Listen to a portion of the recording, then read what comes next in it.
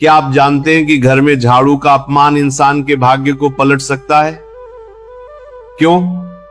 कई घरों में अचानक गरीबी, कलह और बदकिस्मती आ जाती है। आज की कथा आपकी आत्मा को छू लेगी, क्योंकि इसमें छिपा है झाड़ू से जुड़ा वह रहस्य जिसे जानकर जीवन तक बदल सकता है। द्वारका के महल में एक दिन गरुड़ कुछ विचलित से, चिंतित से बैठे थे। उनके मुख पर प्रश्न थे, पर शब्द नहीं। श्री कृष्ण ने मुस्कुराते हुए उन्हें देखा और कोमल स्वर में बोले, गरुड़, आज तुम्हारा मन इतना भारी क्यों है? गरुड़ बोले, हे प्रभु, मन में एक उलझन है। मैंने सुना है कि झाड़ू का अनादर स्वच्छता की उपेक्षा और उसके प्रति अपमान घर के भाग्य को बिगाड़ देता है। क्या यह सच है? क्या सचमुच इतनी साधारण सी दिखने वाली वस्तु में इतना बड़ा रहस्य छिपा है? श्री कृष्ण मुस्कुराए। उनकी आंखों में करुणा और गंभीरता दोनों थीं। वे बोले, गरुड़, संसार की सबसे बड़ी भूल यही है कि लोग वस्तुओं के पीछे नहीं, उनके प्रतीकों के पीछे छिपे सत्य को भूल जाते हैं। झाड़ू कोई साधारण वस्तु नहीं, ये लक्ष्मी का आधार है, ये घर की ऊर्जा का द्वार है। इसका अपमान स्वयं लक्ष्मी का अपमान है। गरुड़ चौंक गए। प्रभु, क्या वास्तव में इतना गंभीर परिणाम हो सकता है? श्री कृष्ण ने धीरे से कहा, हां गरुड़, और आज मैं तुम्हें एक ऐसी कथा सुनाऊंगा जिसे सुनकर तुम्हें हर नियम, हर संकेत समझ में आ जाएगा। गरुड़ पास बैठ गए जैसे एक शिष्य गुरु के चरणों में बैठता है। कृष्ण कथा आरंभ करते हुए बोले, गरुड़, एक नगर में एक धनवान सेठ और उसकी धर्मपरायण पत्नी रहते थे। भगवान विष्णु के अनन्य भक्त, पर एक पीड़ा थी, संतान का अभाव। वर्षों की तपस्या के बाद उन्हें एक कन्या प्राप्त हुई, सुमित्रा। दुलार इतना मिला कि वह कठोर, घमंडी और आलसी बनती चली गई। घर का काम, स्वच्छता, झाड़ू कभी हाथ तक न लगाया। जैसे जैसे वह बड़ी हुई, उसका घमंड और बढ़ता गया। रिश्ते आते पर वह सबका अपमान कर देती और नगर में उसकी चर्चा घमंडी लड़की के रूप में होने लगी। गरुड़ धीरे से बोले, प्रभु, घमंड तो स्वयं व्यक्ति को नष्ट कर देता है। कृष्ण ने सिर हिलाया और यही हुआ गरुड़। एक दिन वन में उसे एक विनम्र, गरीब, शांत ब्राह्मण युवक शांतनु दिखा। वह मोहित हो गई। सेठ ने दहेज, घर, व्यापार सब देकर विवाह करा दिया।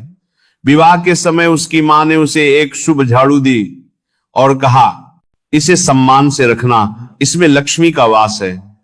पर सुमित्रा ने उसे ऐसे फेंक दिया जैसे वो व्यर्थ की वस्तु हो। गरुड़ दुख से बोले, प्रभु, माता की दी हुई वस्तु का अनादर परिवार के पुण्य को भी जला देता है। कृष्ण बोले, ससुराल में प्रारंभ सब ठीक रहा, फिर उसका पुराना घमंड लौट आया। घर गंदा रहने लगा, धूल, जाले, बर्तन, ऊर्जा भारी होने लगी। पति शांतनु समझाता, स्वच्छता गृह लक्ष्मी का प्रथम चरण है, पर सुमित्रा सुनती ही नहीं।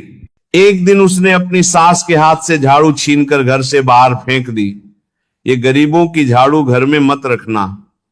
अपमानित सास रोती हुई मायके चली गई और उसी दिन से गरुड़, उस घर का पतन प्रारंभ हो गया। गरुड़ की आंखें भर आईं। प्रभु, किसी बड़े का अपमान, वह भी घर की गृह लक्ष्मी का, उसका फल तो कटु ही होगा। कृष्ण बोले, हां। अब हर दिन उसके हिस्से में भोजन ही ना आता। घर में अशांति फैलने लगी। वो कभी झाड़ू उल्टा रखती, कभी पैर से ठोकर मारती, कई बार सूर्यास्त के बाद झाड़ू लगा देती। शास्त्रों में यह स्पष्ट कहा है, यह सब लक्ष्मी का अपमान है। धीरे धीरे शांतनु का व्यापार गिरा, धन समाप्त, पिता कंगाल, और अंत में शांतनु उसे छोड़कर माता पिता को लेकर चला गया। सुमित्रा अकेली, कंगाल, भूखी। गरुड़ का हृदय कांप गया। प्रभु, कितना कठिन हो गया उसका जीवन, कोई मार्ग नहीं दिखा। कृष्ण बोले, एक दिन एक साधु रोज उसके द्वार आता, प्रणाम करता और चला जाता। कई दिनों बाद सुमित्रा ने क्रोध में पूछा, मेरे घर को प्रणाम क्यों करते हो? इसमें तो कुछ नहीं रहा। साधु मुस्कुराया, मैं तुम्हारे घर में विराजमान देवी अलक्ष्मी को प्रणाम करता हूं। गंदगी, आलस, अपमान, कटुवचन, ये सब अलक्ष्मी का स्वरूप है। यह सुनकर सुमित्रा टूट गई। वह रोते हुए बोली, महात्मन मुझे उपाय बताइए। और गरुड़, वह साधु कोई और नहीं स्वयं विष्णु थे, उन्होंने कहा, झाड़ू मात्र औजार नहीं, यह घर की ऊर्जा, समृद्धि और भाग्य की दिशा बदलती है। और उन्होंने नियम बताए। गरुड़ ने उत्सुकता से पूछा, प्रभु वही नियम मुझे भी बताइए, ताकि द्वारका का हर घर, हर परिवार इस ज्ञान को जान सके।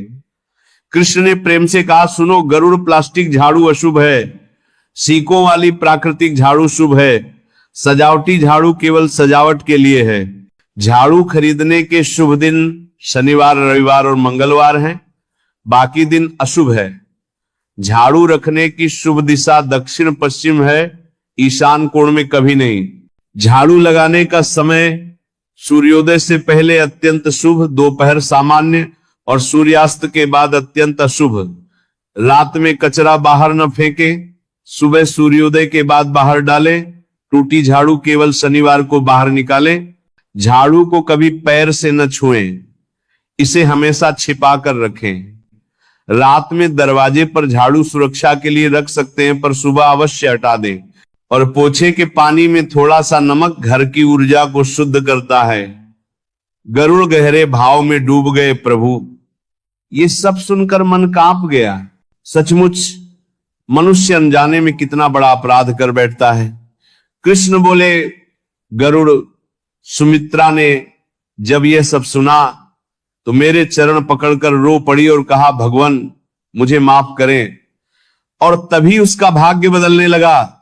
यही कथा संसार को बताती है, झाड़ू का अपमान लक्ष्मी का अपमान है। स्वच्छता समृद्धि का प्रथम द्वार है। सम्मान घर की ऊर्जा का आधार है और अनुशासन घर की लक्ष्मी का स्थायी निवास है। गरुड़ हाथ जोड़कर बोले, प्रभु आज आपसे यह ज्ञान पाकर मैं धन्य हो गया। अब मैं सुनिश्चित करूंगा कि द्वारका का हर ग्रह, हर परिवार इस ज्ञान को जाने, समझे और अपने जीवन में अपनाए। कृष्ण ने शांत मुस्कान के साथ कहा, जो घर स्वच्छता, सम्मान और सदाचार को अपनाता है, वहां से लक्ष्मी कभी नहीं जाती। और इसी सत्य को हम सबको स्मरण रखना चाहिए।